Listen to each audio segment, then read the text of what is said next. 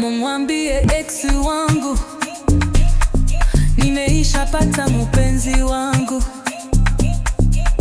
furaha ya roho yangu, anayejali maumivu yangu.